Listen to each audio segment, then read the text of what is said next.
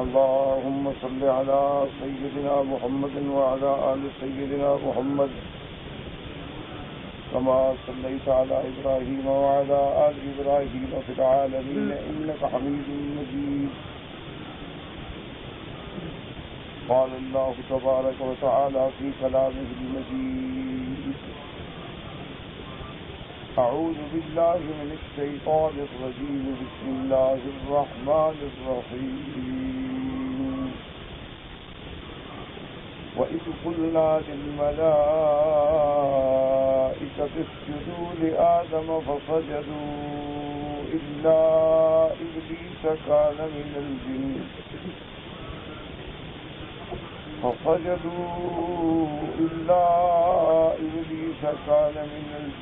ففسق عن أمر ربه أفتتخذونه وذريته أولياء من دوني وهم لكم عدو بئس للظالمين بدلا. قال المؤلف المفسر رحمه الله تعالى: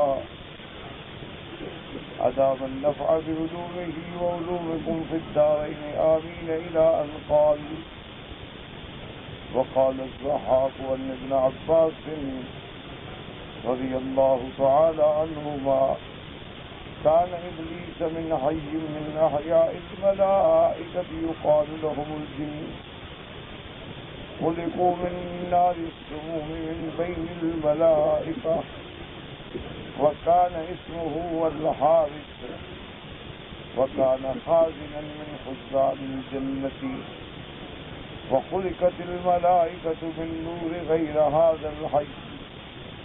قال: وخلقت الجن الذين ذكروا في القرآن من مارج من نار، وهو لسان النار الذي يكون في طرفها إذا التهبت.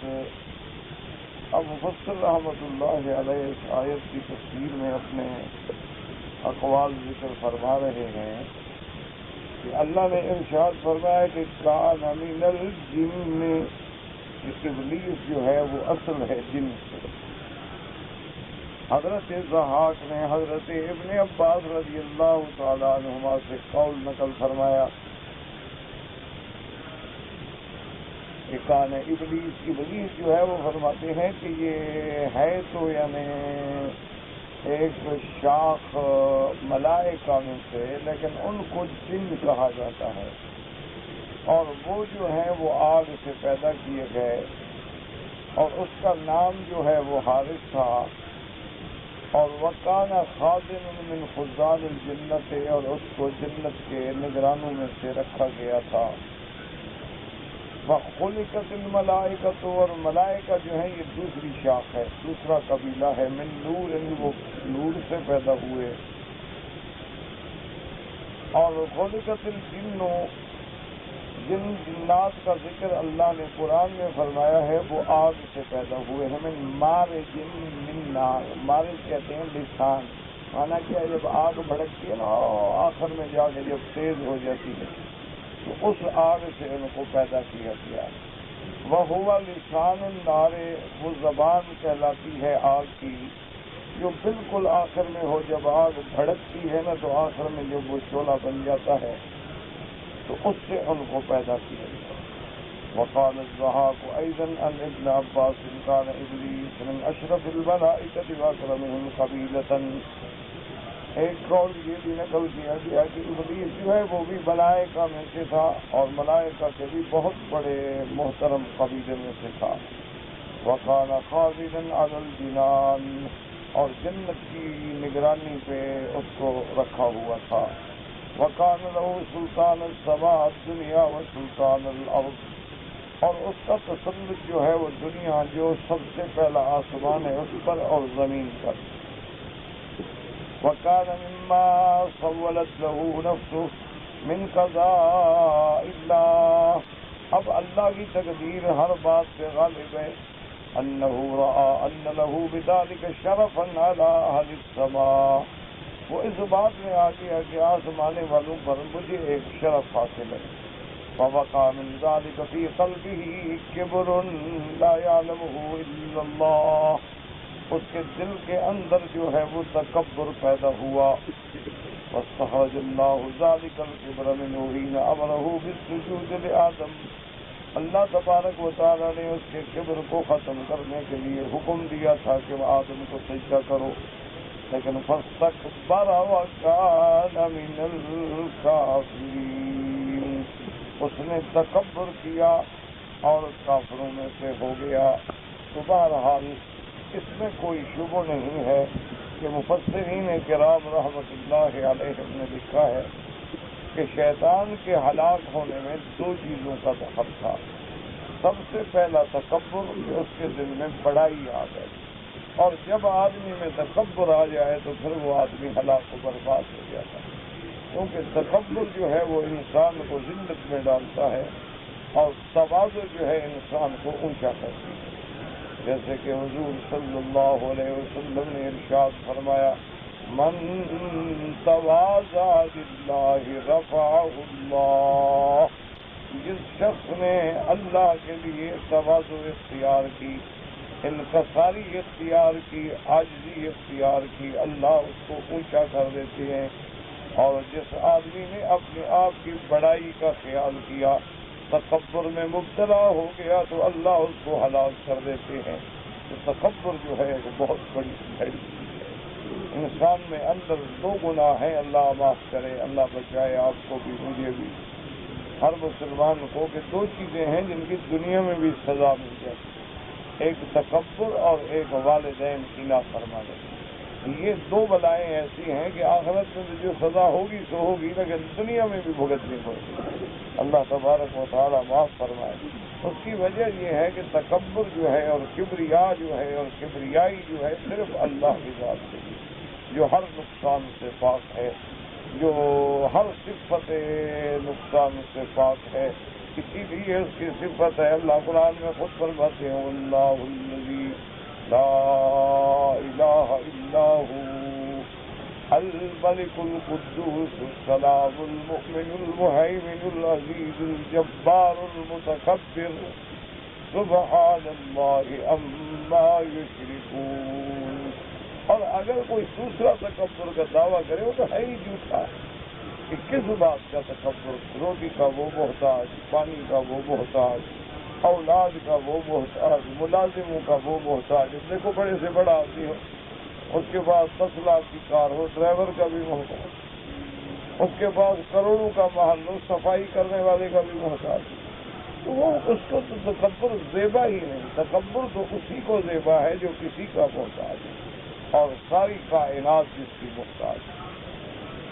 اسی لیے حضرت امام مالک رحمۃ اللہ علیہ، اللہ ان کی قبر کو کروڑوں رحمتیں فرمائے، امام دار الہجرہ، مدینہ منورہ کا امام کہلانے کا، جن کو اللہ نے شرف بخشا، ان کی خدمت میں بادشاہ آیا ہارون الرشید. اس نے کہا کہ حضرت مہربانی کریں کہ میرے بیٹے جو ہیں وہ پڑھنا چاہتے ہیں موطا امام مالک، یعنی آپ کی جو حدیث کی سب سے پہلی کتاب ہے حدیث کی، موطا امام مالک رحمۃ اللہ. تو آپ ان کو مہربانی کر کے حدیث کی کتاب پڑھا دیا. مجھے کوئی انکار نہیں، میں پڑھانے کے لیے تیار ہوں. تو بادشاہ نے کہا کہ حضرت پھر کیا اوقات مقرر فرمائیں گے، آپ کب تشریف لائیں گے؟ فرمانے لگے کیا مطلب؟ حضرت پڑھانے کے لیے تو آپ العلم یؤتی ولا یؤتی، علم تیرے بیٹوں نے حاصل کرنا ہے کہ میں نے حاصل کرنا ہے. تو جو پیاسا ہے وہ کنویں کے پاس آتا ہے، کنواں تھوڑا پیاسے کا. مجھے کیا ضرورت ہے میں پڑھانے کے لیے آؤں؟ اگر تمہارے بیٹوں نے علم حاصل کرنا ہے تو ان کو آنا چاہیے، مجھے کیا ضرورت پڑی ہے کہ میں آؤں؟ تو بادشاہ نے کہا کہ جی بہت اچھا، میرے بیٹے آئیں گے، لیکن ایک درخواست قبول فرما لیں. امام صاحب نے فرمایا کہ وہ کیا ہے؟ انہوں نے کہا حضرت میرے بیٹے جو ہیں آخر شہزادے ہیں اور کچھ سیکورٹی ہوتی ہے، حفاظت کا انتظامات ہوتے ہیں، تو ان کو کوئی مہربانی کر کے علیحدہ ٹائم دے دیں کہ جب عام طالب العلم پڑھتے ہیں ان کے علاوہ کسی جگہ بیٹھ کے پڑھا دیا کریں، وہ حاضر وہ ہوں گے. فرمایا کرنا علم جو ہے وہ شہزادہ بن کے حاصل نہیں ہوتا، علم کے لیے تو تواضع کرنی پڑتی ہے۔ عام طالب العلموں کے ساتھ آ کے بیٹھے تو پڑے ہوتا ہے، ورنہ نہیں۔ اگر انہوں نے علم حاصل کرنا ہے تو تواضع کے ساتھ، جیسے باقی طالب بیٹھتے ہیں وہ بھی بیٹھتے ہیں۔ اسی لیے بزرگوں کا قول ہے کہ العلم عز لا ذل فیہ، کہ علم جو ہے وہ ایک ایسی عزت ہے جس میں کوئی ذلت ہے ہی نہیں۔ لا يحصل الا بذل لا عز فیہ، لیکن وہ علم حاصل نہیں ہوتا مگر ذلیل ہو کے حاصل کرنا پڑتا ہے، عاجز ہو کے حاصل کرنا پڑتا ہے، پھر علم حاصل ہو۔ اگر اکڑ ہو اور تکبر ہو کہ میں تو پھر کیا علم حاصل ہو؟ تو بادشاہ نے کہا کہ ٹھیک ہے جی حاضر ہوں۔ تو دونوں لڑکے جو تھے ہارون کے وہ آتے اور درس میں بیٹھتے اور حضرت پڑھاتے۔ پھر امام مالک رحمت اللہ علیہ کی شان اور عظمت کا ایسا رنگ چڑھا کہ شہزادہ مامون جو ہے وہ لوٹا بھر کے وضو کرواتے تھے حضرت امام مالک، وہ لوٹا بھر کے پانی ڈالتے تھے اور امام مالک وضو کرواتے۔ ایک دن ہارون الرشید آئے تو وہ وضو کروا رہا، تو جب پاؤں دھونے کا وقت آیا تو پانی ڈال رہا تھا اور امام مالک رحمۃ اللہ علیہ اپنے ہاتھوں سے پاؤں کو صاف کر رہے تھے اور وہ آہستہ آہستہ پانی ڈال۔ جب فارغ ہو گئے تو بادشاہ نے کہا کہ حضرت میں ایک بات کہنا چاہتا ہوں۔ بادشاہ نے امام صاحب نے فرمایا کہو کیا بات؟ انہوں نے کہا کہ آپ نے میرے بیٹے کو صحیح معنی میں طالب نہیں بنایا، اس کا کام تھا کہ پاؤں دھوئے، آپ کیوں اپنے ہاتھ پاؤں پہ مار رہے تھے؟ میرا بیٹا کیوں کھڑا ہوا ہے؟ ایک ہاتھ سے پانی ڈالتا دوسرے ہاتھ سے آپ کے پاؤں دھوئے۔ پھر تواضع یہ آ گئی علم حاصل کرنے کے بعد کہ اب بادشاہ خود چاہتا ہے کہ امام مالک کے پاؤں جو ہیں وہ میرے شہزادے جو ہیں رحمت اللہ علیہ۔ تو علم اس طرح حاصل ہوتا ہے، تکبر آ گیا تو پھر علم نہیں آتا۔ اسی طرح حضرت عبداللہ ابن عباس رضی اللہ تعالی عنہما، آپ دیکھیں کتنا بڑا آدمی، ابن عم رسول اللہ، حضور صلی اللہ علیہ وسلم کے چاچا کا بیٹا، اور حبر المفسرین جن کو اللہ نے قرآن کا سب سے بڑا ہے، لیکن حضرت زید ابن ثابت کے شاگرد تھے۔ تو ایک دفعہ ایک مسئلے میں الجھن ہوئی تو دل میں خیال آیا کہ استاد سے جا کے پوچھ لوں۔ تو حضرت ابن عباس تشریف لائے تو گرمی کا وقت تھا، دوپہر کا وقت تھا، اور مکہ مدینہ منورہ کی گرمی آپ جانتے ہیں، بالکل پتھر آگ کی طرح جل رہے تھے۔ تو حضرت عبداللہ ابن عباس جو تھے حضرت کے گھر کے باہر پتھروں پہ بیٹھ گئے اسی گرم پر، دروازہ بھی نہیں کھٹکھٹایا، آواز دی کہ جب میرا استاد نکلیں گے نماز کے لیے مسئلہ پوچھ لیں گے۔ تو اسی گرمی میں اسی پتھروں پہ بیٹھے رہے، اللہ عالم گھنٹہ بیٹھے، دیر بیٹھے، دو بیٹھے۔ حضرت زید بن ثابت رضی اللہ تعالیٰ عنہ جب نکلے دیکھو لگا ما ھذا یا ابن عم رسول اللہ، حضرت یہ کیا کیا یہاں پتھر پہ گرمی میں بیٹھے ہیں؟ اور میں مسئلہ پوچھنا تھا۔ تو اللہ کے بندے دروازہ کھٹکھٹا دیتے، آپ کے آرام کا وقت تھا تو میں نے مناسب نہیں سمجھا کہ آپ کو تکلیف دوں۔ میں نے کہا آپ رسول اللہ کے چچا کے بیٹے ہیں، اور نے کہا لیکن آپ کا شاگرد، علم بغیر تواضع کے حاصل ہی نہیں۔ علم جو ہے نا پھر اس طرح حاصل ہے۔ اسی طرح جب تکبر آ گیا، یہی بات جو تھی وہ ابلیس کو مار گئی کہ اس کے دل میں تکبر آ گیا کہ انا خیر منہ، میں بہتر، اور میں بہتر ہوں، اور میں ملائکہ کے ساتھ رہتا ہوں، اور میں جنت کے نگرانوں میں شامل ہوں، اور میرا آسمان پہ تسلط ہے۔ بس اس تکبر نے اس کو برباد کیا۔ اور دوسرا گناہ جو ہے وہ حسد، اسی لیے علماء نے لکھا ہے کہ اول ذنب اذنب فی السماء الحسد، کہ سب سے پہلا گناہ جو آسمانوں میں ہوا ہے وہ حسد ہے، اور سب سے پہلا گناہ جو زمین میں ہوا وہ بھی حسد۔ نے کہا کہ حسد ابلیس آدم، کہ سب سے پہلے ابلیس کے دل میں حسد پیدا ہوا کہ کل ایک مخلوق اللہ پیدا فرما رہے ہیں اور ابھی پیدا بھی نہیں ہوئی اور ہمیں حکم ہو گیا کہ سجدہ کرو۔ اور ہم اتنے عرصے سے عبادتوں میں مشغول ہیں اور تسبیح اور تقدیس میں مشغول ہیں تو حسد تھا. تو حسد جب آتا ہے تو وہ بھی آدمی کو برباد کرتے ہیں. یاد رکھیں کہ حسد کا معنی کیا ہوتا ہے کہ کسی بندے کا علم دیکھا، کسی کی دولت دیکھی، مال دیکھی، اولاد دیکھی، دل میں حسد آیا کہ اللہ اس سے چھین لے اور مجھے کیوں نہیں دیا. یہ حسد. اس کا معنی یہ ہے کہ تم اللہ کی تقدیر پہ اعتراض کر رہے ہو. اور ایک ہوتا ہے غبطہ. غبطہ جو ہے وہ جائز. کیا مانا کہ آپ نے دیکھا ایک بندہ ہے، اچھا گھر ہے، اچھی گاڑی ہے، ماشاءاللہ اولاد، کہ اللہ اس کو بھی مبارک اور ہمیں بھی اپنے خزانے سے عطا فرما. تمہارے خزانے میں کوئی کمی نہیں. ان کی جو دی ہے آپ نے نعمتیں، ان کو مبارک فرما، ان کو برکت عطا فرما، لیکن ہمیں بھی اپنے خزانے سے دے دے، ہم بھی تو تیرے بندے ہیں، وہ بھی تیرے. یہ غبطہ ہے. غبطہ تو جائز ہے لیکن حسد جو ہے وہ جائز. اسی لیے عرب کے اندر ایک محاورہ ہے الحسود لا یسود، کہ حسد کرنے والا کبھی کامیاب نہیں ہوتا بلکہ ذلیل ہو جاتا، خوار ہو جاتا.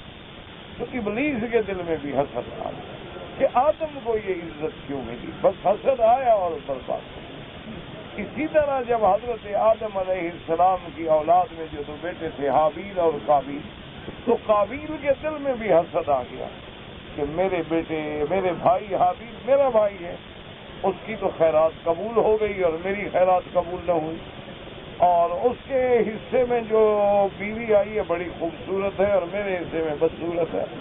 حسد آیا دل میں اور بھائی کو قتل کر دیا. نتیجہ یہ نکلا کہ قیامت تک جتنے قتل ہوں گے تو اس پر بھی لعنت کی جائے گی کہ اول من سن القتل، کہ وہ بدبخت ہے جس نے سب سے پہلے قتل کی بنیاد کی. تو قیامت تک جتنے قتل ہوں گے اس کا گناہ جو ہے وہ قابیل کے لیے کر جائے گا. تو اس لیے اور ابلیس جو ہے ان دونوں بلاؤں میں مبتلا ہو گیا، حسد میں بھی اور تکبر میں بھی. اللہ نے قرآن میں فرما دیا واستکبر، اسے تکبر کیا. نتیجہ کیا نکلا؟ کان من الکافرین، کافر. لیکن بہرحال یاد رکھیں کہ اصل بات وہی ہے کہ جو قرآن نے واضح کر دی ہے کہ کان من الجن، وہ جنوں میں سے تھا، یعنی کہ وہ ملائکہ کا قبیلہ تھا. یہ بعض اقوال اسی لیے میں نے عرض کیا نا جی کہ بہت بعد میں جب مفسرین نے روایات نقل فرمائی ہیں تو ان میں کچھ اقوال ایسے بھی آ جاتے ہیں جو قوی نہیں ہوتے، کمزور ہوتے ہیں، ضعیف ہوتے ہیں. محض علوم کے حاصل کرنے کے لیے علماء نقل تو کر دیتے ہیں، لیکن اصل بات جب قرآن نے نص نے فیصلہ کر دیا، اللہ نے قرآن مقدس میں فرما دیا کان من الجن ففسق عن امر ربہ، کہ وہ جنوں میں سے تھا. جن تھا، اصل الجن تھا، ابو الجن تھا، اور اللہ کے احکام سے اور حدود سے نکل گیا. فسق کا معنی ہوتا ہے تجاوز کرنا. اللہ نے جو حدود رکھے ان سے تجاوز کیا. تو گناہگار کو فاسق کیوں کہتے ہیں؟ کہ اس نے اطاعت سے حد کو توڑ کے اب گناہوں میں دخل دیا. تو نتیجہ کیا نکلا کہ فاسق. اسی لیے یہ چوہا جو ہے نا، اس کو بھی عربی میں کہتے ہیں فویسقہ. کیوں اس کا نام بھی فویس؟ یہ بھی ادھر سے نکل گیا، کبھی ادھر سے نکل گیا، کبھی ادھر سے نکل گیا، کبھی ادھر سے نکل گیا. یہ بھی کہیں اگر بل بناتے ہیں تو نکلنے کے راستے پہلے بناتے ہیں بدبخت. یہ ایسا یہودی نسل ہے، یہ اتنا خطرناک جانور ہے کہ بڑے بڑے درخت کھڑے ہوں گے، نیچے سے اس کی جڑیں کاٹنی شروع کرے گا، اور آپ کو اس وقت پتہ لگے گا جب درخت دھڑم سے نیچے گر جائے گا. اور یہ ایسا بدبخت جانور ہے کہ اس کو مارنے کے بعد اگر پھینک دو تو اس سے طاعون کی بیماری پھیلتی ہے. اسی لیے حکم ہے کہ اس کو مارنے کے بعد بڑی گہری 2-3 میٹر نیچے گہری کھدائی کر کے اسے دفن کر دیں تاکہ اس سے بیماری نہ پھیلے. یہ بہت بڑا ملعون جانور ہے. اور یہ یہودی جو ہے نا، یہ ان کا سیاست میں امام ہے. انہوں نے سب کچھ اسی سے سیکھا ہے کہ بھائی جب کوئی دبائے بلی نے، اگر آنکھیں دکھائیں بھاگ جاؤ، ڈر جاؤ، اور موقع بھی دے تو جناب پھر بلی کو بھی کھا جاؤ. تو یہ میں نے نہیں کہا بلکہ ایک فولڈ ہے یہودی، اس نے کتاب لکھی ہے. انہوں نے کہا کہ ہماری آل پالیٹکس جو ہے ہم نے اس چوہے سے سیکھی کہ ہم اس کے مطابق عمل کرتے ہیں. چوہا بن کے داخل ہوں گے اور آپ کے گھروں پہ قبضہ کر لیں گے. چوہا بن کے داخل ہوں گے اور آپ کی بلڈنگیں گرا ڈالیں گے اور آپ کے درخت اکھاڑ ڈالیں گے. تو انہوں نے باقاعدہ کتاب سے، لکھنے والا بھی یہودی ہے.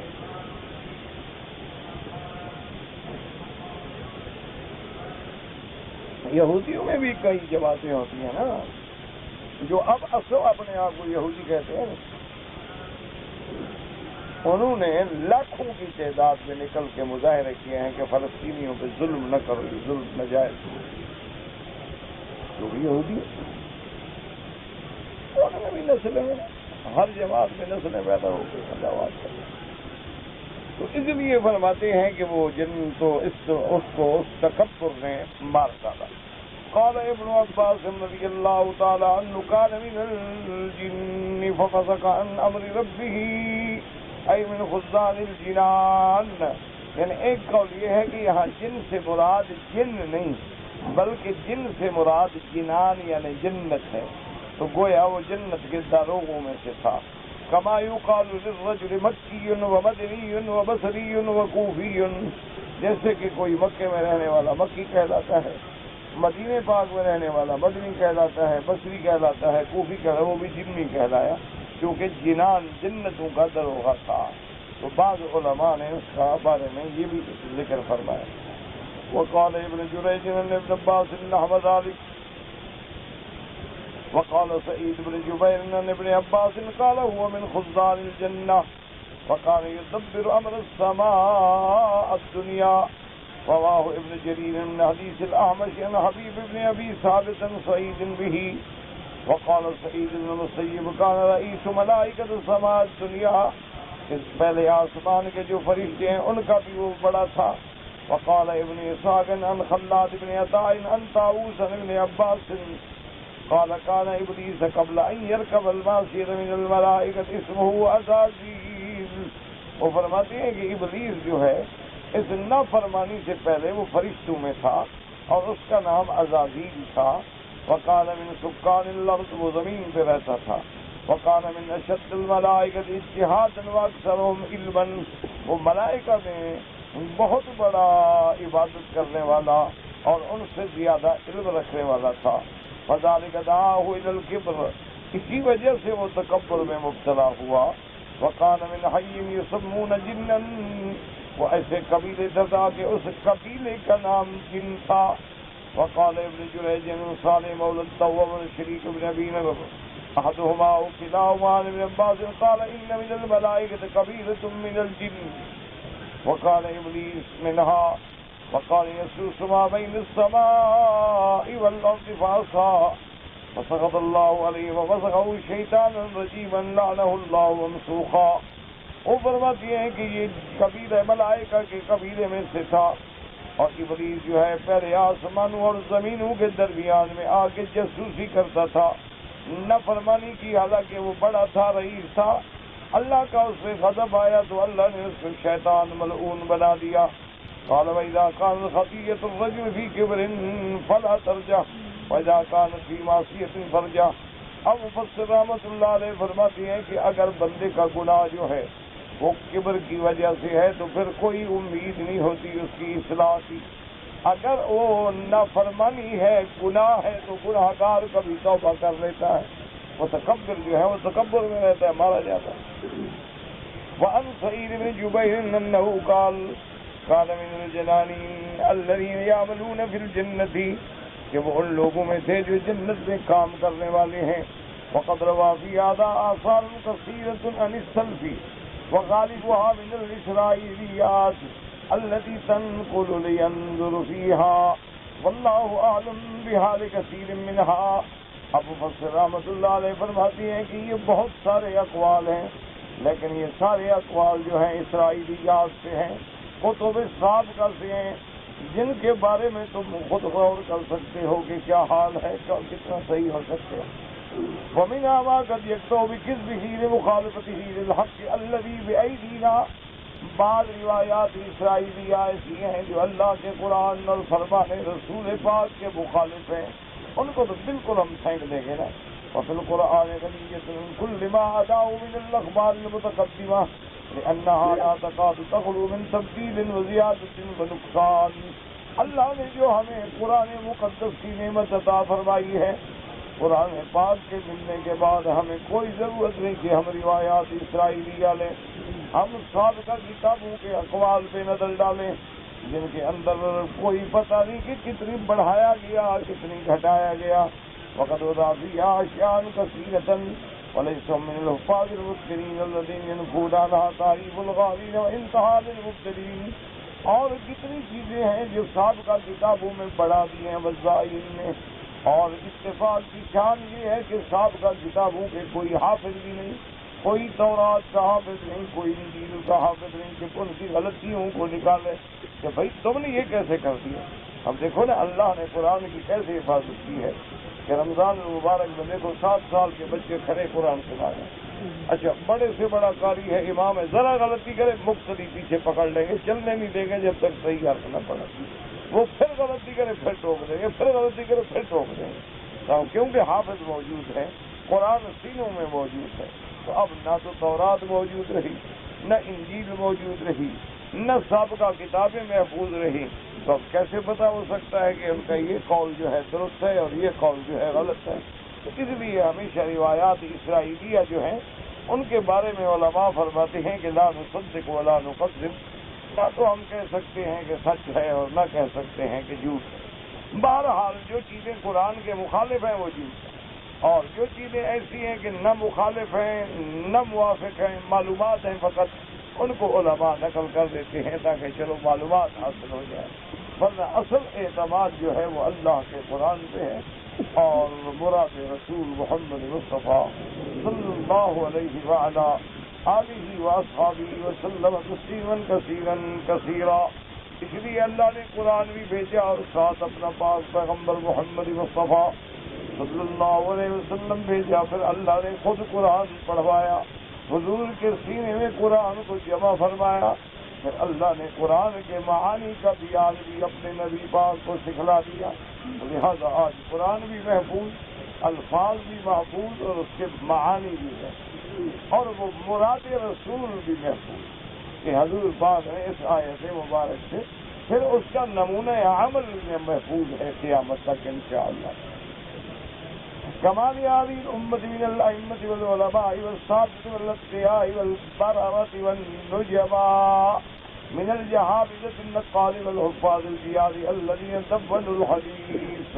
اب مفسر فرماتا ہے کہ اس امت پہ, حضور کی امت پہ اللہ کی بڑی رحمت ہے کہ اس کے اندر ائمہ ہیں, علماء ہیں, سردار ہیں, متقی ہیں, صالحین ہیں, چنے ہوئے لوگ ہیں, بڑے بڑے نقاد ہیں, حفاظ ہیں, جنہوں نے حضور کی حدیث کو جمع کیا ہے.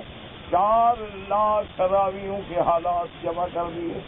کبھی ان لوگوں نے حدیث نقل کی ہے. اب راوی کو دیکھتے جاؤ, کبھی تم نے علم کس سے پڑھا, اس نے کس سے پڑھا, اس نے کس سے پڑھا, دیکھو گے ان کے اندر راویوں کے حالات کیا. تو یہ علم جو ہے اور یہ مقام جو ہے صرف حضور کی امت کو ملا اور کسی امت کو نصیب نہیں ہوا. اس لیے مفسر فرماتے ہیں وحرروه وبينوه صحيحه من حسنه من ضعيفه من منكره. اس لیے علماء امت محمد مصطفیٰ صلی اللہ علیہ وسلم نے تحقیق کے بعد فیصلہ فرما دیا کہ یہ صحیح ہے, یہ ضعیف ہے, یہ منکر ہے, یہ معضل ہے, یہ مشکل ہے, یہ مرسل ہے. اصطلاحات وضع ہو گئی تاکہ قیامت تک کوئی آدمی اندھیرے میں نہیں رہ سکے. وموضوعہ متروکہ ومتروکہ, اور یہ جھوٹی حدیث ہے اور یہ وضع کی گئی بنائی گئی ہے. وعرف الوضائین والکذابین والمجہولین وغیر ذالک من اصلاف الرجال. اور علماء امت نے یہ بھی محنت کر کے بتلا دیا کہ فلاں بندہ جو ہے بہت بڑا جھوٹی روایتیں بنانے والا ہے, مشہور ہے جھوٹی. جیسے بڑے بڑے وضائین گزرے ہیں, جھوٹ بولنے والے اور جھوٹی روایتیں بنانے والے, تو علماء نے ان کے حال بھی رکھ دیے. کل ذالک صیانۃ للجناب النبوی والمقام المحمدی خاتم الرسل وسید البشر صلوات اللہ وسلام اللہ علیہ. اللہ نے حضور کی امت کے علماء سے کام لیا تاکہ حضور کے ہر فرمان جو ہے وہ محفوظ رہے, اور مقام محمد مصطفیٰ, عظمت محمد مصطفیٰ, خاتم الرسل, سید البشر, سید الاولین والآخرین, صلوات اللہ وسلام اللہ علیہ وعلی اصحابہ واہل بیتہ اجمعین. اس قیامت تک انشاءاللہ اسی لیے حضور صلی اللہ علیہ وسلم نے فرمایا کہ میں ترکت فیکم امرین ان تمسکتم بہما فلن تضلوا بعدی ابدا، اور ایک روایت میں آتا ہے ترکت فیکم الثقلین، میں تمہارے اندر دو بڑی بھاری چیزیں چھوڑ کے جا رہا ہوں، اگر تم ان کو پکڑ لو گے تو کبھی گمراہ نہیں ہوگے۔ وہ دو چیزیں کیا ہیں؟ فرمایا کتاب اللہ و سنتی، ایک اللہ کے قرآن کو اور میری حدیث کو پکڑ لو، اور فرمایا ثقیل بھاری چیزیں ہیں۔ کیا معنی؟ علماء نے لکھا ہے کہ جیسے دیکھو ایک بندہ دریا میں ڈوب رہا ہے، اگر تنکے کو پکڑے تو کیا بچے گا؟ وہ بھی ڈوب جائے گا۔ اچھا ایک لکڑی تیرتی ہوئی آ رہی ہے، اس میں چمٹ جائے تو وہ جہاں جا رہی ہے اس کو بھی ساتھ لے جائے گی، لیکن چٹان کو چمٹ جائے چٹان تو نہیں ہلے گی، اب طوفان کو نہیں کرتے۔ تو فرمایا میرا قرآن اور حدیث ایسی چٹانیں ہیں کہ جو ان کو پکڑ لے گا ڈوبے گا، وہ برباد نہیں ہوگا۔ اس لیے حضور صلی اللہ علیہ وآلہ آلہ وصحبہ وسلم تسلیما کثیرا کثیرا، اور اس کے بعد فرماتے ہیں کہ ان لوگوں نے اتنی حفاظت کی تاکہ کوئی حضور کی طرف جھوٹ کو منسوب نہ کر سکے، اور کوئی حضور کی طرف ایسی بات کو نسبت ہی نہ کر سکے جو نام حضور نے نہ فرمائی ہو۔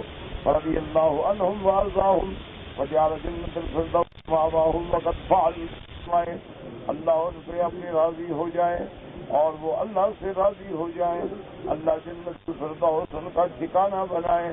مفسر فرماتے ہیں وقد فعل، اور یقین ہے اللہ نے ان کو جنت کا ٹھکانہ دے دیا ہوگا۔ کیوں؟ جنہوں نے حضور کی حدیث کی خدمت کی ہے، جنہوں نے حضور صلی اللہ علیہ وآلہ آلہ واصحابہ وسلم تسلیما کثیرا کثیرا، یعنی اندازہ فرمائے ایک آدمی 300 میل سفر کر کے اونٹوں پہ پیدل گھوڑوں پہ ایک حدیث کے لیے جاتا ہے، اور وہاں دیکھا کہ استاد محدث بیٹھے ہوئے ہیں، تو ایک بچہ جو ہے جھگڑا کر رہا ہے، تو استاد اس شیخ نے ایسے ہاتھ چھپایا اور بچے سے کہا ادھر آؤ تمہیں مٹھائی دیتا ہوں۔ وہ بچہ مٹھائی کے لالچ میں آ گیا، تو اب ہاتھ میں مٹھائی تو نہیں تھی، جب آیا تو پکڑ لیا تو اٹھ کے چلا گیا۔ اور نے کہا جو بندہ بچے سے جھوٹ بول سکتا ہے میں اس سے حدیث نہیں دیتا حضور پاک کی، حالانکہ یہ جھوٹ بھی نہیں تھا، توریہ تھا، اور ایسی بات کہنا جھوٹ نہیں ہوتا، لیکن چونکہ ظاہراً شکل جھوٹ کی ہے تو ایسے میں حضور کی حدیث کبھی نہیں۔ یہ بندہ ایک بچے کے ساتھ، معصوم بچہ ہے، اس کے ساتھ دھوکہ دے رہا ہے، ہو سکتا ہے حضور کی حدیث میں بھی دھوکہ دے۔ تو اس لیے یہ علماء امت کا کمال ہے، یہ محدثین کا کمال ہے، اللہ ان کی قبروں پہ کروڑوں کروڑوں رحمتیں فرمائے۔ اسی لیے دشمن جو ہے نا، یاد رکھو، اسی لیے وہ پہلے بدظن کرتے ہیں کہ جی یہ 4 امام جو ہیں نا جی، یہ کو حضور کے زمانے میں تھے، دیکھو جی یہ تو حضور کے زمانے میں تھے ہی نہیں، یہ بعد میں پیدا، تو تم بھی تو بعد میں پیدا، تو بعد میں پیدا ہونے سے اگر تم مسلمان ہو سکتے ہو تو بعد میں پیدا ہونے والا عالم بھی ہو سکتا ہے، اس میں لیکن دماغ۔ اچھا اب جب ائمہ فقہا سے نفرت ہو گئی، پھر کہا دیکھو بھائی حدیث سے تو ہمارا ایمان ہے، لیکن بس وہ حدیث جو ہے نا جی، بس صرف بخاری مسلم، بس پہلے بخاری میں اس کے لیے اب ساری کتابیں ختم، صرف بخاری پہ آ گئے۔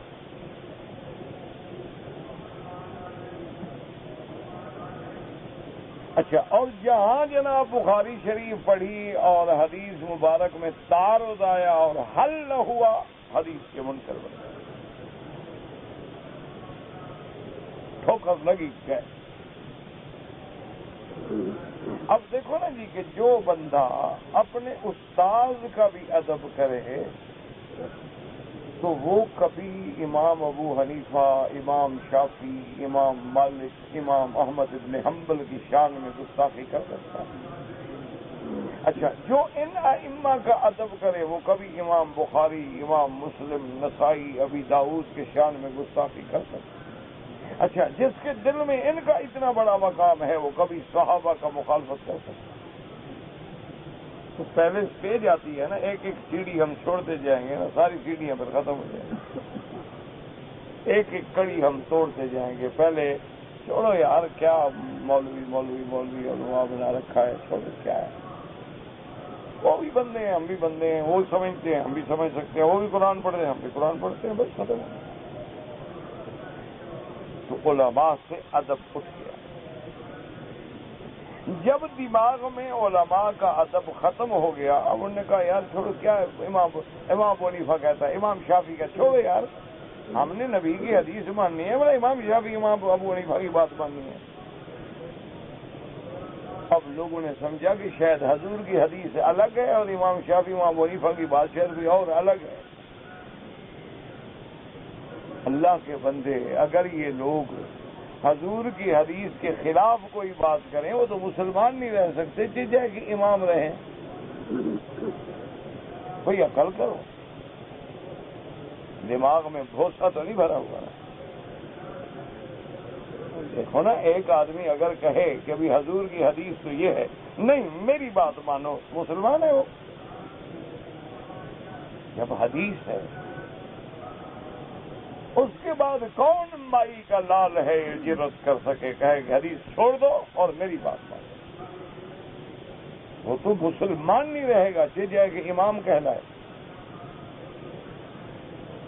تو پھر نتیجہ کیا نکلا, اب اماموں سے بھی ادب ختم ہو گیا. امام کسی نے کہا جی امام حنیفہ نے فرمایا, اس نے کہا جی فلاں مولوی نے فلاں کی, اور چھوڑو یار مولوی کیا مولوی لکھا ہے, اللہ رسول کی بات کرو. مولوی بنا رکھا ہے, کیا ہے وہ مولوی, میں اسے 6 فٹ لمبا قد ہے میرا, میں بڑا مولوی. اچھا اس نے کہا جناب یہ امام ابو حنیفہ رحمۃ اللہ علیہ کا قول ہے. کہا چھوڑے یار کیا حنفی بنا رکھا ہے, تماشا لگا رکھا ہے, ہم نے امام ابو حنیفہ کا کلمہ پڑھا ہے. لوگوں نے کہا بھائی بات تو ٹھیک کہہ رہے, کلمہ تو ہم نے حضور کا پڑھا ہے. امام ابو حنیفہ نے تیرا کلمہ پڑھا ہے, انہوں نے تو حضور کا کلمہ پڑھا ہے, لیکن کلمے کا معنی تو سمجھ آئے. یہ جتنی بات کرتے ہیں ان سے کبھی پوچھو کہ لا الہ الا اللہ کی ترکیب کر کے بتا دینا, میں ان کی بیعت ہو جاؤں گا, میں ان کو پیر مان لوں گا. آج تک تو مجھے پیر ملا کوئی نہیں, چلو ان وہی منا لیں. گاڑی چلانی ہے نا جی, کوئی تو ہو نا ہاتھ پکڑے. پیر تو لاکھوں ہوں گے, لیکن میں جو نالائق تھا اس لیے مجھے کوئی نہ ملا. تو بہرحال کہنے کا مقصد یہ ہے کہ ابھی تک اللہ کے بندے اس طرح ادب ہٹتا. اچھا ٹھنڈے دل سے اللہ کے کعبے میں بیٹھے ہو. گو ہمارے حد میں, ہمارے علاقوں میں بھی بڑی غلو ہے, حد سے زیادہ نکل جاتے ہیں, لیکن مسجد سے دور سے کھڑے ہو جائیں گے. اچھا مسجد کو بھی سلام کرتے ہیں, مسجد جی السلام علیکم. اچھا مسجد کی دروازے سے بھی 8 میٹر دور جوتے لہا کے اس کو چھٹک کے صاف کر کے, بلکہ کوشش کرے گا کہ جوتے باہر رکھوں, مسجد کے اندر نہ لے آؤں. جس کے دماغ میں اتنا ادب ہو, ایمان سے کہو, وہ دھماکے کرے گا حرم میں, بلد الامین میں فتنہ کرے گا. یہ تو وہی کرے گا جو گستاخ ہے سب کا, جس کے دماغ میں نہ ادب ہے نہ علماء کا. ان کو کہو کہ بھائی یہ فتویٰ ہے فضیلت الشیخ رحمۃ اللہ علیہ, شیخ عبدالعزیز بن باز رحمۃ اللہ, رکھو کوئی عقل کرو. اتنا بڑا عالم وہ گزرا ہے اپنے وقت کا, اللہ اس کی قبر پہ کروڑوں رحمتیں فرمائے.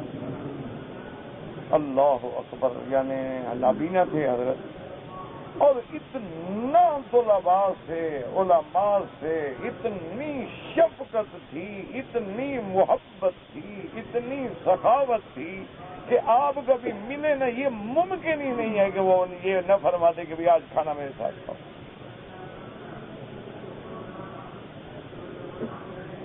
اور کوئی مسئلہ پوچھا ہے جزئیات تک حضرت کے دماغ میں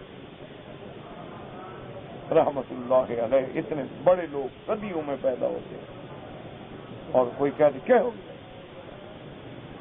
بڑی بے ادبی ہے, گستاخی.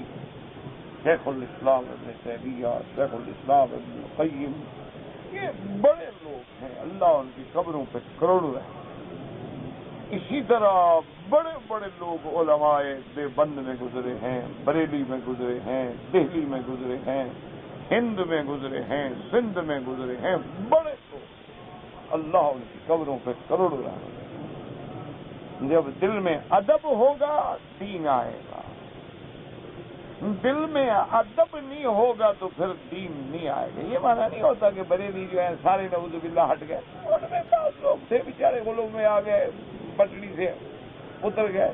اب یہ تھوڑا ہے کہ سارے کے سارے ایسے ہو گئے۔ سب سے ہمارے بہاولپور میں بریلوی علماء میں جو سب سے بڑے عالم گزرے ہیں نا، شیخ الجامعہ، جو سب سے پہلی اسلامی یونیورسٹی کے شیخ الجامعہ تھے، غلام محمد گھوٹوی رحمت اللہ علیہ، میں نے تو نہیں دیکھا، یعنی استاد الکل تھے اور بہت بڑے عالم تھے، بہت بڑے عالم تھے، جتنی تعریف کریں وہ کم ہے۔ بریلوی، اچھا، میرے نانا مرحوم کو ملنے کے لیے وہ آیا کرتے تھے، والد صاحب کہتے ہیں، ہم نے نہیں دیکھا، ہم نے تو نہ نانے کو دیکھا نہ ان کو دیکھا، تو وہ پہلے آتے تھے میرے والد صاحب رحمت اللہ علیہ کے پاس مدرسے میں۔ والد صاحب کسی سے گھوڑی منگواتے یا اپنی گھوڑی منگواتے تو حضرت شیخ کو گھوڑی پہ بٹھاتے اور آپ آگے چل کے ان کو لے جاتے، وہاں سے 3 میل کے فاصلے پہ ہمارے نانے کا گاؤں تھا، وہ حضرت وہاں پڑھاتے۔ اچھا، وہ بھی مسلک بریلویت کی طرف مائل تھے ہمارے نانا مرحوم جو۔ والد صاحب خود سناتے ہیں کہ میں جب حضرت شیخ الجامعہ تشریف لائے تو گھوڑی کا انتظام کیا، حضرت کو گھوڑی پہ سوار کیا، اور میری جوانی تھی، والد صاحب کہتے ہیں میں آگے آگے چل پڑا، تو مجھے کہنے لگے کہ مولوی خیر محمد، یہ پتہ نہیں ہمارے بریلویوں کو کیا ہو گیا ہے، کہتے ہیں کہ نبی پاک ہر جگہ حاضر ناظر ہے۔ میں نے کہا ادب سے احترام سے میں چپ رہا، میں نے کہا حضرت ہے تو آپ کی جماعت، آپ کو پتا، ہم تو وہاں بھی ہیں، ہم تو نہیں مانتے۔ کہنے لگے وہ سرائکی میں کہنے لگے ابو خیر محمد جاہل جو تھے، یہ جاہل ہے، جاہل ہے۔ اور دیکھو قرآن کہتے ہیں اسریٰ بعبدہ لیلا من المسجد الحرام الی المسجد الاقصی، من ابتدا کے لیے ہے الی انتہا کے لیے ہے، اور جس کی ابتدا انتہا معلوم ہو وہ ہر جگہ کیسے حاضر ناظر ہو سکتا ہے؟ جو یہ عقیدہ رکھتا ہے وہ کافر ہے۔ بریلوی علماء تھے لیکن بات حق کی کر رہے، یہ نہیں ہوتا کہ بھی سارے نعوذ باللہ ایک جیسے ہو جاتے، ان میں بھی اچھے لوگ ہوتے۔ میں نے خود ان کے ایک بہت بڑے عالم گزرے ہیں کاظمی صاحب، اللہ ان کی قبر پہ رحمت فرمائے، میں نے خود پوچھا ہے ان سے، بڑے معروف معقولی تھے، معقولی، منطقی، فلسفی اور بڑا علم والا آدمی تھا، میں نے ان کی زیارت کی ہے۔ لیکن اس وقت میرا جو ہے نا بچپن تھا، اور یعنی ابتدائے جوانی تھی، اور تازہ تازہ ہم ابھی پڑھ کے نکلے تھے، اور اس وقت یعنی ہم پر اپنی بلوچی جاہلیت کا غلبہ زیادہ تھا۔ تو میں ایک دفعہ اتفاق ہے، مجھے آج بھی یاد ہے کہ میں خانپور سے ٹرین میں بیٹھا تو حضرت بھی اسی ڈبے میں تھے۔ اس دور میں فرسٹ کلاس میں بیٹھنا یہ بڑی بات ہوتی تھی، ہمارے دور میں تھرڈ، انٹر، سیکنڈ، فرسٹ، یوں اب تو سنا ہے نام بھی بدل گئے، اب تو کوئی سلیپر بن گئے، ہمارے ہاں تو جوتے شوتے نہیں تھے، اب سلیپر بن گئے، انگریزی کا نام ہے لیکن ہم سلیپر پاؤں میں پہننے کو کہتے ہیں۔ تو بہرحال اس وقت یہ کلاسز تھیں، تو فرسٹ کلاس میں ہم بھی سوار ہوئے، اور میرے ساتھ وہ آدمی نوکر شوکر یہ وہ، تو اس لیے کوئی گمان بھی نہیں گزرتا تھا کہ یہ مولوی ہے، مولوی تو میں اب بھی نہیں ہوں، میں تو جاہل ہوں، ایک ادنا طالب العلم ہوں، اس وقت بھی نہیں تھا۔ تو ابھی تو داڑھی شیڑھی بھی نہیں تھی اور بچپنا تھا، اور میں سوار ہوا تو میں نے پہچان لیا کہ قاضی صاحب ہیں، میں کل ملا ہوں، میں نے بتایا نہیں میں کون، لیکن انہوں نے شفقت سے مجھے کہا کہ میرے ساتھ بیٹھے۔ میں نے پوچھا، میں نے کہا حضرت یہ وہابی ہمیں بڑا تنگ کرتے ہیں. میں نے کس طرح بات کی, میں نے کہا ناراض بھی تو نہ ہو جائے نا, وہ بڑے لوگ ہیں, میں ایک بچہ ہوں. میں نے کہا حضرت یہ ہمارے وہابی ہمیں بڑا تنگ کرتے ہیں, یہ ہمارے اذان سے پہلے جو صلاۃ و سلام پڑھے جاتے ہیں, صلاۃ و سلام علیک یا رسول اللہ, پھر اذان شروع ہوتی ہے, تو آپ چونکہ ان کے بہت بڑے ہمارے عالم ہیں, مہربانی کر کے کوئی دلیل ہمیں دے دیں, کوئی حدیث پاک میں کہیں یہ روایت ملتی ہو کہ اذان سے پہلے صلاۃ و سلام پڑھے جائیں, تاکہ ہم ان کو جواب تو دے سکیں. تو فرمانے لگے کہ بیٹا حدیث تو کوئی نہیں, سچی بات تو کہہ دی. فرمانے لگے حدیث کوئی, کسی حدیث نہیں. میں نے کہا حضرت آپ ایسا کریں, چلو حدیث پاک نہیں ہے نا, کچھ صحابی رضی اللہ عنہ کا قول مل جائے, آثار صحابہ میں مل جائے, تو پھر بھی آدمی کہہ تو سکتا ہے نا بھائی چلو حضور نے حکم نہیں دیا لیکن صحابہ نے کیا ہے ہمارے آنکھوں پہ. تو فرمانے لگے بیٹا صحابہ کا قول بھی نہیں ہے. میں نے کہا جی جو ائمہ اربعہ میں سے امام ابو حنیفہ ہیں, امام شافعی ہیں, امام مالک ہیں, امام احمد بن حنبل ہیں, ان میں کسی امام کا ہی قول ہو, چلو کوئی تو دلیل ہو نا, ہم ان کو حضرت جواب تو دے سکیں. تو فرمانے لگے حضرت قول تو ائمہ کا بھی نہیں ہے. اس پہ میں خوش ہوں کہ بات سچی. عالم کی شان تو یہی ہے نا کہ جھوٹ تو نہ بولے نا. اور نے کہا نہیں قول بھی کوئی نہیں. تو میں نے کہا میری حضرت یہ کیوں آ سکتا ہے کہ بس یہ تھوڑا سا ایک امتیاز ہے کہ فرق ہو جائے کہ یہ اہل سنت کی مسجدیں ہیں اور یہ وہابیوں کی مسجدیں ہیں. اس فرق کے لیے بس ایک بات ہے. میں نے کہا جی فرق کے لیے تو ہم بورڈ لکھ کے لگا سکتے ہیں, ایک بورڈ لگا لیں گے کہ جی یہ مسجد جو ہے بریلویوں کی, بس ختم ہو گیا. اس کے لیے اتنی لمبی چوڑی اذان میں تبدیل کرنے کی کیا ضرورت ہے. اب تھوڑا سا غور کیا تو کہا یہ تم ہو کون. میں نے کہا جی میں ایسے طالب شالب ہوں, ادھر ہی رہتا ہوں. تو ان کے پاس کوئی آدمی کھڑا تھا, دور بیٹھا ہوا تھا, وہ کھڑا ہو گیا. اس نے کہا کہ نہیں حضرت یہ مولوی مکی صاحب ہیں, حضرت مولانا خیر محمد صاحب کے بیٹے. تو پھر مجھے کھڑے ہو کے ملے کہ میں آپ کے والد کا بہت بڑا احترام کرتا ہوں. تو پھر آپ یہ چکر بازی کیوں کر رہے تھے میرے ساتھ. میں نے کہا حضرت چکر بازی کی بازی میں ادب سے پوچھ رہا تھا کہ آپ ناراض نہ ہو جائیں. نہیں ناراضگی کیا بات ہے بابا, یہ رواج ہے, نہ قرآن ہے, نہ حدیث ہے, نہ سنت ہے, سیدھی بات, مسئلہ کوئی نہیں. تو میں نے کہا حضرت اگر یہ مسئلہ نہیں تو پھر تو یہ کوئی گھسلا ہوا نا, تو مہربانی کرو لوگوں کو روک دو. چھوڑو بس ان باتوں کا. اچھا آپ بتاؤ آپ کیا پڑھتے ہو, پھر دوسری باتیں شروع کر دیں. تو بہرحال میرے کہنے کا مقصد یہ تھا کہ علم ہوتا ہے تو آدمی جھوٹ نہیں بولتا. بہرحال اللہ پاک سب پہ رحمتیں فرمائے, جن سے غلطیاں ہوئیں اللہ معاف کرے. بس دعا کرو کسی کی موت کفر شرک پہ نہ آئے,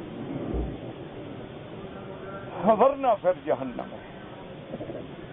پھر نہیں پوچھیں گے کہ مولوی ہو, سید ہو. پھر اگر ابو جہل نہ بچا, ابھی لہب نہ بچا, ابھی طالب نہ بچا, تو مولوی کیا بچا. بس دعا یہ کرو اللہ موت کفر شرک کرو. جب موت آئے تو زبان پہ جاری ہو جائے کلمہ لا الہ الا اللہ. اس کی کثرت کرو, عادت بن جائے, عادت بن جائے بندے کی کہ ذرا چوٹ لگے تو آئے لا الہ الا اللہ محمد. اسی لیے اللہ جانتا ہے, میں جب عرب کو دیکھتا ہوں نا, اللہ ان کو جزائے خیر دے, ان کے پاس ایک بڑی بات, کوئی بات ہوگی زبان پہ کلمہ ہے, کوئی بات ہوگی زبان پہ اللہ کا ذکر ہے, سبحان اللہ, ماشاء اللہ, مساک اللہ, حیاک اللہ, سبحک اللہ. ہر کام میں اللہ کا ذکر. اس کا وجہ یہ ہوتی ہے کہ خاتمہ خیر ہو جاتا ہے. بس اپنی زبانوں کو مہربانی کرو, اب گانے وانے پہ نہ لگاؤ. گانے وانے, قصے, کہانیاں, یہ سب جھوٹ ہے, یہ کچھ بھی نہیں. بس زبان پہ کثرت ذکر رکھو تاکہ اللہ موت ایمان دے. بس اگر مرنے وقت کلمہ نصیب ہو گیا نا وہ سمجھے انشاءاللہ پھر پہلی چوکی گزر گئے تو آگے نہیں روکتے. پہلی چوکی کراس ہو گئی نا جی, کاغذات پاس ہو گئے تو وہ کام بن گیا انشاءاللہ, پھر نکل گئے.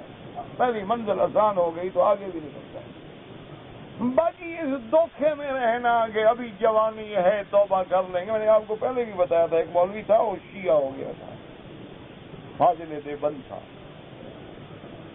بہت بڑا عالم. مجھے خود اس کے ساتھ بھی خدا کی قدرت ہے, میرا گاڑی میں ٹکراؤ ہوا. اب سفر ہوتے تھے نا, ہم بھی مسافر ہوتے تھے, وہ بھی مسافر ہوتے تھے, تو گاڑی میں ٹکراؤ ہوا, ایک ڈبے میں کٹھے ہوئے. وہ مجھے پہچانتا تھا, خیر وہ مجھے ملا بڑے احترام سے والد صاحب کی وجہ سے احترام کرتے تھے. میں کیا تھا, میں تو کچھ ٹکے کا بندہ بھی نہیں. تو بڑا کھڑا ہو گیا اور ملا, میرے حضرت کے صاحبزادہ ہیں, اور حضرت کے صاحبزادہ ہیں, اور حضرت کیا پانی پیئیں گے, کیا پلاؤں گا, بس کچھ نہیں. گاڑی چل پڑی تو میں نے اس سے کہا, میں نے کہا یار مولوی صاحب تم اتنے بڑے عالم ہو, پڑھے لکھے ہو, تم شیعہ کیوں بن گئے؟ اب ہم اکیلے ہو گئے نا, اس کے شاگرد تھوڑی دوسری سیٹوں پہ ہو گئے, وہ شاگرد بھی تھے, اور اس کے خادم کتابیں, بڑا مناظر تھا وہ. تو اب میں نے ایسا پوچھا, میں نے کہا مولوی صاحب تم بڑے عالم آدمی ہو, پڑھے لکھے ہو, اتنا بڑا علم ہے, اور اپنے دور میں تم نے بڑی شان سے امتحان دیا تھا جو ہم نے سنا ہے, یہ تمہیں کیا بلا ہو گئی؟ کہتے ہیں مکی صاحب سچی بات پوچھتے ہیں, دولت اور عورت کا چکر. میں کہا کیا مطلب؟ کہنے لگا تم سنی لوگ ہو یار, 4 سے زیادہ کی اجازت نہیں دیتے. دیکھو میری اب 9 بیویاں ہیں, یہ فراخ دل قوم ہے, اعتراض نہیں کرتی. اور تمہارے یہاں تو ذرا داڑھی چھوٹی بھی ہو تو لوگ باقاعدہ پیمائش کر کے امام بناتے ہیں. تقریر نہیں کر رہا ہے, چھوٹی داڑھی ہے, تقریر کر رہا ہے, مولوی بنا پھرتا ہے. یہاں داڑھی ہو نہ ہو, مونچھیں 2 گز کی ہوں, کام چلتا ہے. دوسرا اس نے کہا کہ تم جہاں بھی جاؤ, دیکھو اتنے بڑے تم عالم کے بیٹے ہو, تقریر کرنے کے لیے جاؤ تو کوئی تمہیں 30, 40, 50, 100 روپے سے زیادہ نہیں دے گا. اتنا تمہارا کرایہ بھی لگتا ہوگا. اور میری تقریر کی شرط ہوتی ہے کہ پہلے 10,000 روپے رکھو گے, تقریر کروں گا, ورنہ کرتا نہیں. تو یہ 2 چکر ہیں, دولت کا اور عورت کا. میں نے کہا خدا کا خوف کرو, کہ قبر حشر بھی ہے. کہتا ہے مکی صاحب بالکل فکر نہ کرو, میں مرنے سے پہلے توبہ کر سکتا. مجھے خود کہا, میں حرم میں بتا رہا ہوں, کہتے آپ فکر نہ کریں, میں مرنے سے پہلے توبہ کروں گا. یار کیا پتا ہے موقع ملے گا توبہ کا. کہتے ہیں نہیں توبہ کر لینا, مجھے آپ کو پتا ہے کہ توبہ سے اللہ سارے گناہ معاف کر دیتے ہیں. میں بس تیار رہتا ہوں, میں توبہ کر لوں گا. بس یہ چند دن ہیں زندگی کے, ذرا جھٹکا وٹکا کر لیں تو اس کے بعد پھر توبہ کرنے کا. خدا کا خوف کرو, پتہ نہیں توبہ کا موقع بھی ملتا ہے نہیں ملتا. کہ نہیں ملے گا. میں کہا چھوٹی چپ ہو گیا. پھر میں بہانہ کر کے سو گیا. میں نے کہا اب یہ خامخواہ سر کھائے گا, یہ کھائے گا, کوئی چیز کھاؤ پیو. کیونکہ اس کے ساتھ تو سامان تھا. میں کہا مجھے نیند آ رہی ہے, میں اوپر سو جاتا ہوں. ہاں بالکل آرام کریں. سو گیا, جان چھڑا لی. تو اللہ معاف کرے, میں نے سنا ہے کہ گاڑی میں آ رہا تھا اور گاڑی ٹکرائی اور ریزا اللہ عالم, میں نے نہ دیکھا, لیکن حقیقت یہی ہے. اب کیا توبہ کی ہوگی؟ گاڑی میں جا رہے آرام سے گپ شپ کر رہے اور ٹکر ہوئی, بعد میں ختم ہو. توبہ تو قسمت والے کو نصیب ہوگی. اسی لیے بس کوشش کرو زبان پہ جاری ہو لا الہ الا اللہ. اسی لیے علماء محنت کرواتے ہیں لا الہ الا اللہ محمد رسول اللہ. اور حضور نے فرمایا افضل الذکر لا الہ الا اللہ محمد رسول اللہ, تاکہ موت کے وقت جو ہے اللہ کلمہ نصیب کر دے اور اللہ تبارک و تعالی شرک سے جو ہے ہمیں بچا لے. قوله ففسق عن امر ربه ای فخرج عن طاعت اللہ, اللہ کی اطاعت سے نکل گیا.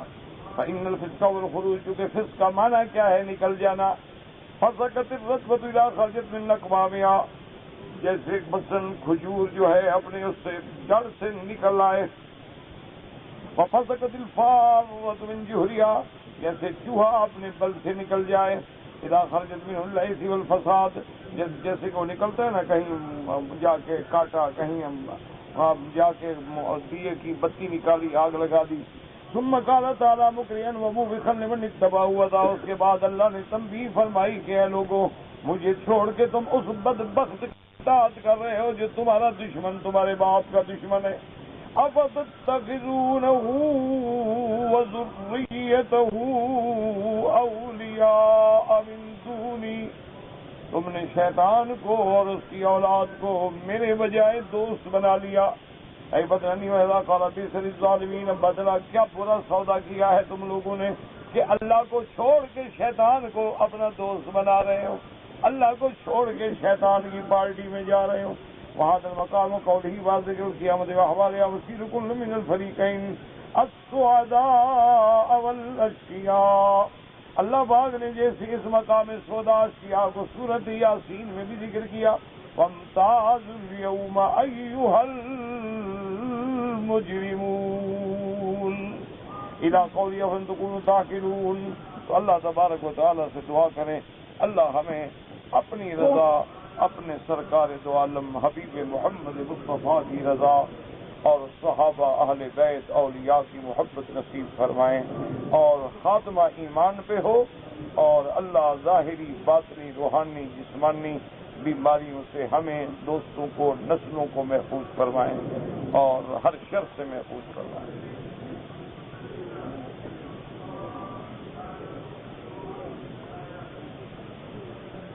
یعنی زندہ کا اگر علماء کہتے ہیں کسی زندہ انسان نے وصیت کی کہ یار میری طرف سے عمرہ کرو تو پھر تو کرو، ورنہ نہیں. عمرہ اپنے لیے کرو، اس کے لیے دعا کر دو، اللہ اس کو ثواب دے. وضو کرتے ہوئے دایاں ہاتھ بھی لگا سکتے ہو، بایاں ہاتھ بھی لگا سکتے ہو، کوئی مسئلہ نہیں. حنفی ہوں یا اہل حدیث ہوں سب مسلمان ہیں. اللہ سب کی محنتیں قبول فرمائے اور آپس میں سب یہ اہل حق ہیں انشاءاللہ. اگر تعصب ہے تو اللہ ہدایت دے، باقی رشتے قصے سب جائز ہیں. حنفی کی نماز وہابی سب کی نمازیں ہوتی ہیں، مشرک کے پیچھے نماز نہیں ہوتی. جو آدمی شرک کرتا ہو، غیر اللہ کو پکارتا ہو، کسی پیر فقیر کو حاضر ناظر مانتا ہو، مشکل کشا جانتا ہو، اس کے پیچھے نماز. دعا کرو اللہ اس کو بھی توحید نصیب کرے. اگر والدہ بوڑھی ہے، وہ کہتی ہے کہ باہر نہ جاؤ، بیوی کہتی ہے کہ باہر جاؤ، تو والدہ کا کہنا مانو. بیوی تو تمہیں نکالنا چاہتی ہے نا. ماں کہتی ہے بیٹا آنکھوں کے سامنے رہے، وہ تو کہتی ہے باہر جائے پیسے لائے نا، اس کو کیا ضرورت ہے شوہر آنکھوں کے سامنے رہے. بہرحال ماں کی بات کو ترجیح دو. بیوی دوسری مل سکتی ہے، ماں خریدے میں نہیں مل سکتی. تمہارے علاقے میں ماں بکتی ہو تو اللہ کو پتا، ہم نے تو نہیں سنا آج تک کہ ماں بکتی ہو ملتی ہو. بیوی مل جائے گی، خیر میں رہے. کہتے جی کہ بعض لوگ ائمہ حرم کے پیچھے نماز پڑھتے ہیں لیکن پھر دہراتے ہیں. بدقسمتی ہے ان کی، اگر امام حرم کے پیچھے نماز نہیں ہوتی تو خدا جانے کہاں ہوتی ہے. اصل تو اللہ کی ناراضگی ہے نا. اللہ ان لاکھوں کروڑوں کی جماعت سے محروم کر دیتے ہیں. وہ جو اندر گھنڈی ہے نا شرک بدعت والی، اس وجہ سے مکے میں آنے کے بعد بھی خدا محروم کر دیتا ہے. دعا کرو اللہ ان کو ہدایت. میں بے روزگار ہوں بابا، اللہ سے مانگو، استغفار کرو، درود شریف پڑھو، طواف کرو، 2 رکعت نماز پڑھ کے دعائیں مانگو، اللہ دے گا. یہ سب امتحان ہیں. ملے تو شکر کرو، نہ ملے تو صبر کرو. اگر میں نے گاڑی بیچی ہے مثلا 1 لاکھ میں، وہ ہر مہینے میں مجھے 4000 روپے دیں گے. سیدھی بات ہے نا میرا بھائی. جب سال پورا ہو جائے، اب دیکھو تمہارے پاس کتنے پیسے آ گئے. 70,000 آ گیا گاڑی کا، 70,000 گھر کا، 70,000 زراعت کا. جمع کر کے زکات نکال دو. جو نہیں آیا اگلے سال دیکھا جائے. کہتے کہ مدینہ منورہ سے آ رہے تھے کہ مغرب کی نماز جو ہے ڈرائیور نے وقت پہ نہیں پڑھائی، بلکہ بہت لیٹ ہو گئے، 8-9 بج گئے. عشاء کے ساتھ پڑھی نماز ہو جاتی. جمع تاخیر سے کہ مغرب میں تاخیر کرے اور پھر ملا کے پڑھ لے، نماز ہو جاتی ہے، کوئی مسئلہ نہیں۔ اذان جب ہوتی ہے لوگ انگوٹھا چومتے ہیں، یہ بدعت ہے۔ جب حضور کا نام آئے درود شریف پڑھو۔ انگوٹھے چومنے کا حکم اللہ نے نہیں دیا ہے۔ اللہ نے فرمایا یا ایھا الذین آمنوا صلوا علیہ وسلموا تسلیما، کہ میرے محبوب پہ صلاۃ و سلام بھیجو۔ اگر انگوٹھے چومنے کا حکم ہوتا اللہ کہتے ایمان والے انگوٹھے چومو، یہ تو قرآن کا حکم ہے، قرآن کی مخالفت کرنے کا کیا معنی ہے؟ اصل بتائیں کیا بات ہے؟ اصل یہ گڑبڑ شروع کیسے ہوئی؟ کسی بزرگ نے لکھا کہ جن لوگوں کی آنکھیں کمزور ہیں وہ درود شریف پڑھ کے اور آیت جو ہے فَكَشَفْنَا عَنْكَ غِطَاءَكَ فَبَصَرُكَ الْيَوْمَ حَدِيدٌ اور اللہ کا نام ہے یا نور دم کر کے آنکھوں پہ پھیرے تو روشنی بحال رہے۔ اسی سے یہ بدعت جو چلی، لوگوں نے اذان میں اور ہر جگہ انگوٹھے چومنے شروع کر دیے، ورنہ یہ کوئی مسئلہ نہیں ہے، گھڑی ہوئی بات۔ کہتے ہیں جی کہ نماز جنازہ میں تکبیر میں ہاتھ اٹھائیں نہ اٹھائیں، دونوں حدیثیں موجود ہیں، کوئی فرق نہیں، نماز بالکل ٹھیک ہے۔ بعض لوگ ڈپٹی کے وقت اوقات نماز میں کمپنی کی مسجد میں نماز نہیں پڑھتے، وہ غلطی کرتے ہیں۔ ہاں کوئی ڈپٹی ایسی ہے، مجبوری ہے کہ اگر نماز کے لیے جاتا ہے نقصان ہوتا ہے تو پھر وہ بعد میں اپنی جماعت کر لیں۔ مجبوری نہیں ہے تو جماعت مسجد میں جا کے کرے۔ اگر لڑکی نے خلو کیا ہے اور وہ کولڈ جو ہے اسلامی ہے، یعنی قاضی اسلامی ہے، قانون اسلامی ہے، تو خلو کا حق ہے، خلو کے بعد وہ نکاح کر سکتی ہے۔